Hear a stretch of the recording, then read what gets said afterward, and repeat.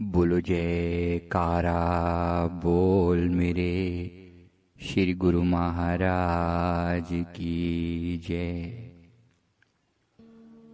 यह सत्संग जय सच्चिदानंद जी, जो हम श्री आनंदपुर दरबार का अभिवादन करते हैं, इस जय सच्चिदानंद जी के बारे में व्याख्या है कि ये क्या होता है, इसका अर्थ क्या है। जितनी अपनी तुच्छ बुद्धि की समझ है, ये मैं अपनी समझ के हिसाब से व्याख्या कर रहा हूं। जो प्रैक्टिकल ज्ञान गुरुदेव से मिला है भीतर से, वो आपके साथ शेयर कर रहा हूं। तो जय सच्चिदानंद जी का अर्थ क्या होता है? देखिए, सच्चिदानंद शब्द परमात्मा के लिए इस्तेमाल किया जाता है और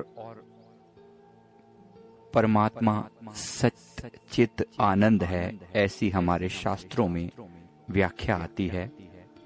ये शब्द 3 शब्दों से मिलकर बना है, सत, चित और आनंद।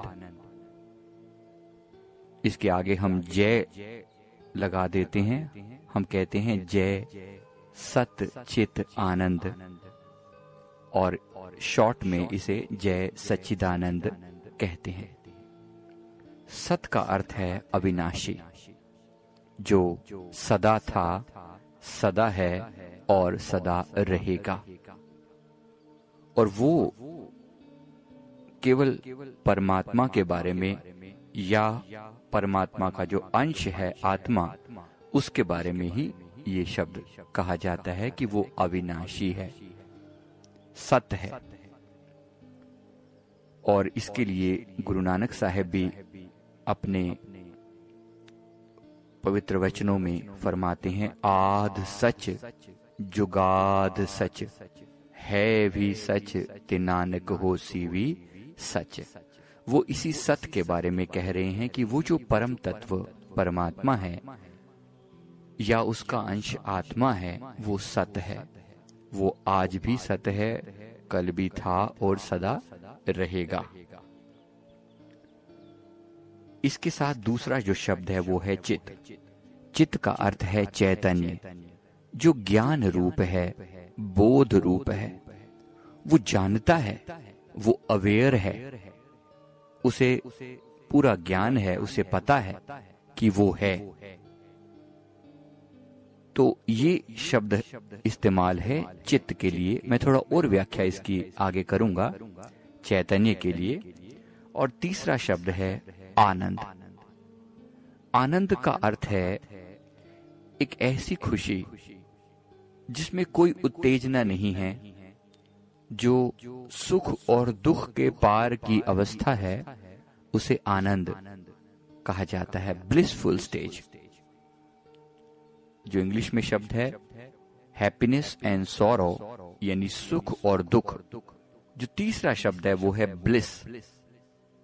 तो ब्लिसफुल स्टेज का अर्थ है कि जो सुख, ऐसा सुख जिसके पीछे कोई कारण नहीं है, जो परमानेंट सुख है, वो है आनंद।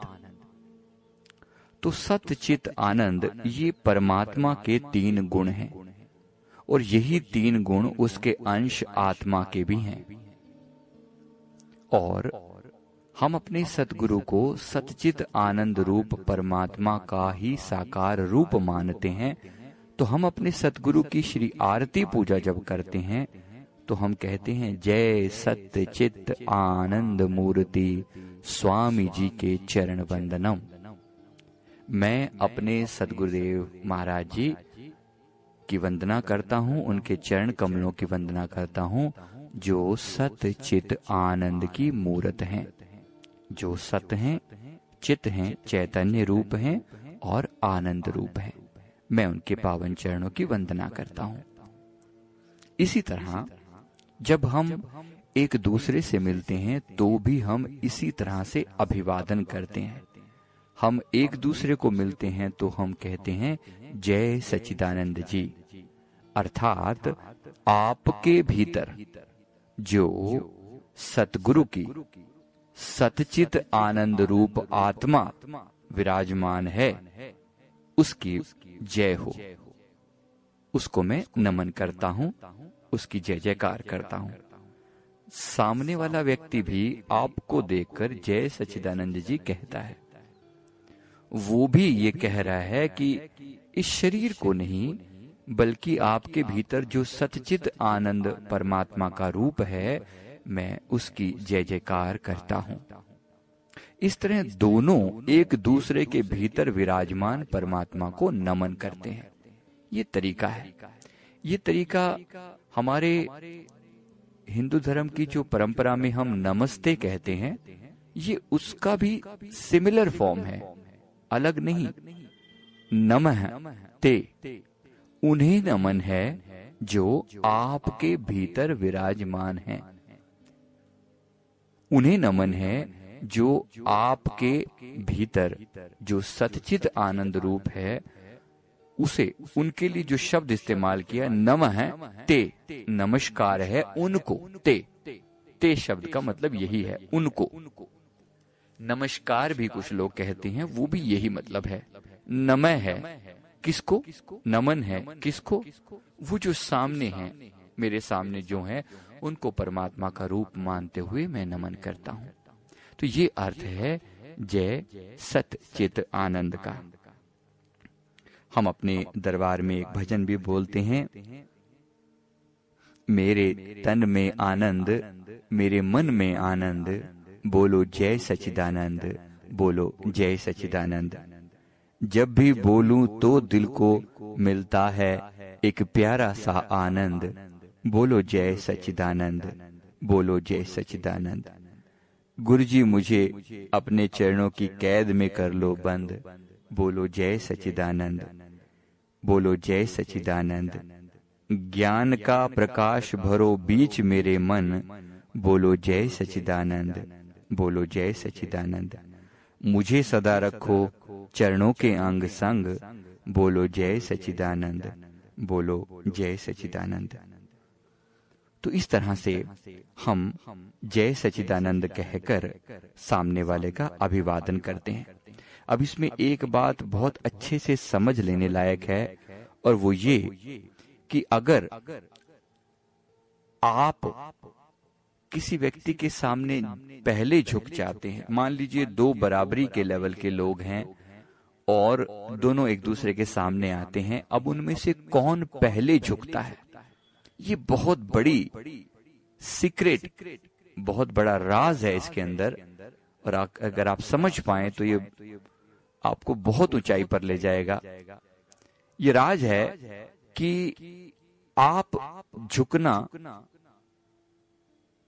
आपका स्वभाव है, आपकी कल्चर है, आप पहले झुकते हैं।